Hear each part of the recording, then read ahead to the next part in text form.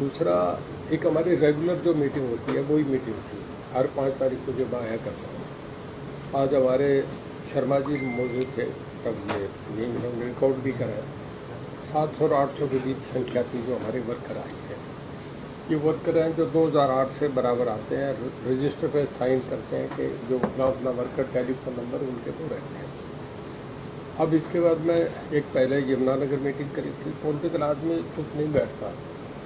अब मीटिंग तय करी है जी, 12 तारीख को आपका मेवात की है, नू में कर रहे हैं।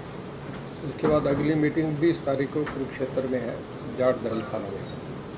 तीसरी मीटिंग हमारी नारनौल में है जो 25 तारीख को है। तो इस महीने में 3 मीटिंग। अगले महीने में फिर मैं दीवानी, आपका जींद और रोहतक करूँगा। हर महीने 3-3 जिलों की मीटिंगें कर रहा हूँ। हमारा जो वर्कर है उसे दोबारा ऑर्गेनाइज करने के लिए, उनको दोबारा जोड़ने के लिए पूरे हरियाणा में हर ज़िले पे मेरा वर्कर है। बेसिकली एक पर्पज़ है कि एक तो वर्करों की पूरी टीम, जब ऐसे वक्त में भी जाऊँगा, आज कोई पार्टी नहीं, कोई पद में भी नहीं हो, उसके बाद भी अगर वर्कर जुड़ाव रखता है हर ज़िले पे, ये तो रेगुलर मीटिंग, अगर वर्कर्स मीटिंग करो तो यह भी 2-3 हज़ार से कम नहीं होगा। तो हर ज़िले पे अगर 1500-2000 आते हैं तो हमारी एक बहुत बढ़िया टीम खड़ी है जो सदा से 20-30 साल से मेरे साथ है। और इसके बाद पर्पज़ ये है कि हर ज़िले पे मैं चाह रहा हूँ हमारा 200 ऐसा कमिटेड वर्कर हो जिसको मैं कहूँ भी बस भर के लानी है तो वो बस भर के लाएगा।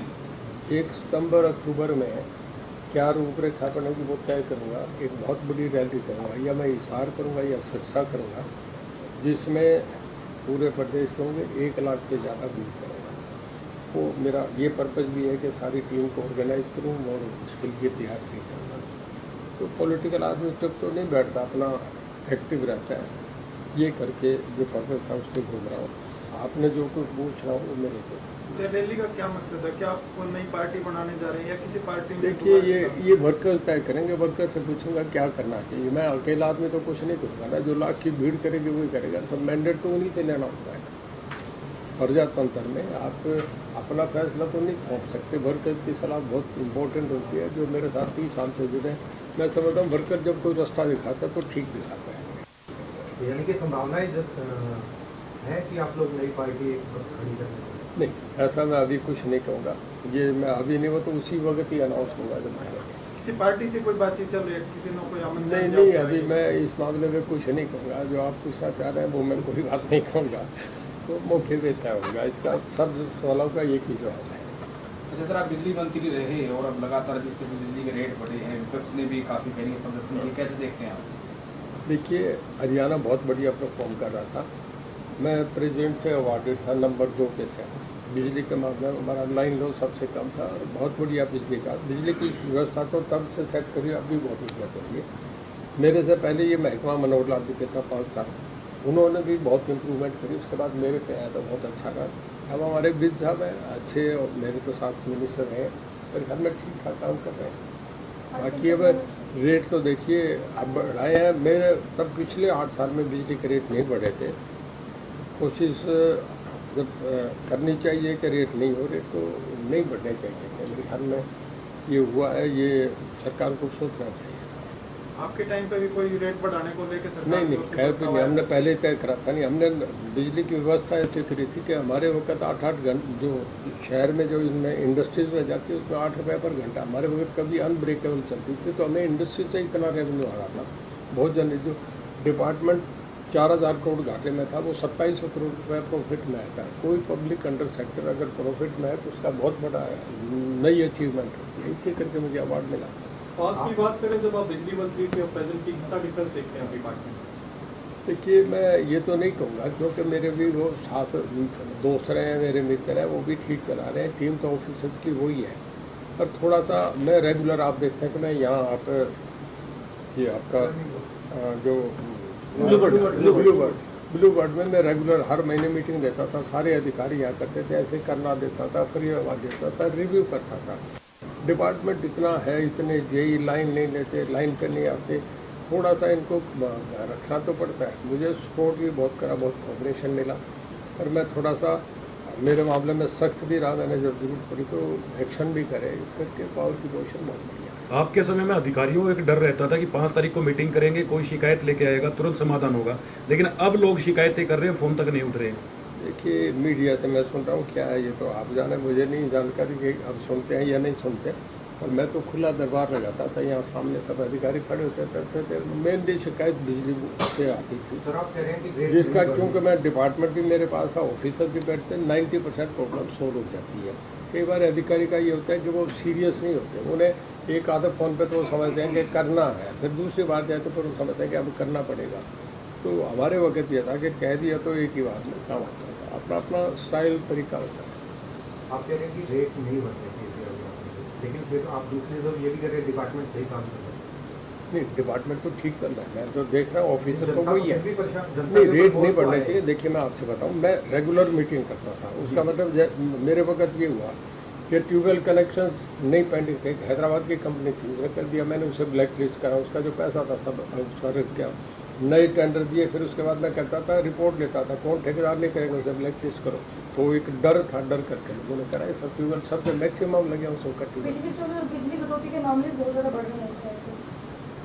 इतने कट तो नहीं लग रहे, पर देखो थोड़ा बहुत तो ये मई जून 2 महीने ऐसे होते हैं जिसमें तेज़ हवाएं चलती हैं, आंधी तूफान, आप देख रहे हैं, पहले आंधी आएगी फिर बरसात आ जाएगी साथ ही। तो जब ऐसा आता है तो वैसे उन्हें कट करना पड़ता है, आपके ये तो टाइम नहीं में कर। एक प्रपोजल रखा गया था प्रीपेड मीटर्स का। हाँ, तो अभी जो पूरे हरियाणा में आप आश्वासन दिया था कि पूरे हरियाणा में प्रीपेड मीटर्स रहेंगे, तो अभी वो कहाँ तक देखते हैं? अब चल रहे हैं ना कि काफ़ी, मैं समझता हूँ लोग इस लाइन पे आ रहे हैं। कोई नई चीज़ पे शिफ्ट करने में समय तो लगता है, पूरी स्टेट में होते हैं, इससे समय लगेगा, पर एक अच्छी सिस्टम है। उससे लोगों को अपना बाहर जाएँ तो ऑफ करके चले जाएंगे, उसके बाद मीटर चलेगा नहीं।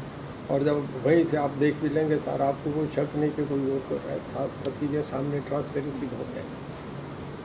विधानसभा चुनाव के समय लग रहा था कि कांग्रेस की सरकार आ रही है, काफी नया एक तरह से कांग्रेस की बनती दिख रही थी, लेकिन कांग्रेस की सरकार मीडिया में आई, बड़ा प्रचार था, सीएम हर केजरीवाल- मीडिया ये कहता था कि 60% सीट कांग्रेस की। आपका सर्वे आ रहा था, वो भी ये आ रहा था, और रिजल्ट तो बड़े अचंभे बड़े आए।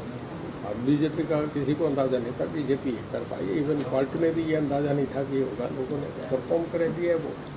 रिजल्ट के बाद भी कहीं ना कहीं फूट खत्म नहीं हो रही है। हर मीटिंग के अंदर 4 सांसद बोला जाता है, 5वीं सांसद कुमारी सैलजा है, उनको कभी जिक्र ही नहीं किया जाता। क्या यही वजह रही थी? देखिए, कांग्रेस में इन फाइटिंग का तो था ही था। सबसे बड़ा जो सेटबैक लगा वो इस बात से था कि हुड्डा साहब सैलजा इकट्ठे नहीं थे। अगर इकट्ठे होते तय होता तो रिजल्ट कुछ शायद वो ठीक आता। कौन जिम्मेदार होते हैं? हुड्डा जिम्मेदार रहे या ये तो पार्टी है ना, अगर क्रिकेट की टीम और उसमें कैप्टन के कहने से नहीं खेले तो टीम हार जाएगी। तो इतने बड़े प्रदेश को चलाना, उसमें पार्टी को इकट्ठा करना, इकट्ठे का जॉइंट मैसेज तो है ही। सर, कोई तो पार्टी होगी जो आपकी विचारधारा के से मिलर होगी। देखिए, पार्टी लोग पैदा करते हैं कहीं। अब मैं तो इस बात को मानता हूँ कि चेहरे के वोट हैं। मोदी साहब के चेहरे पे बीजेपी एकदम सारे देश में अलग रिजल्ट आ गया। जब जयललिता थी तो तमिलनाडु में जयललिता के नाम के चेहरे थे। जब देवीलाल हरियाणा में थे तो 2 बार नहीं 3 बार 90 में से 85 सीट का स्वीप हुआ था।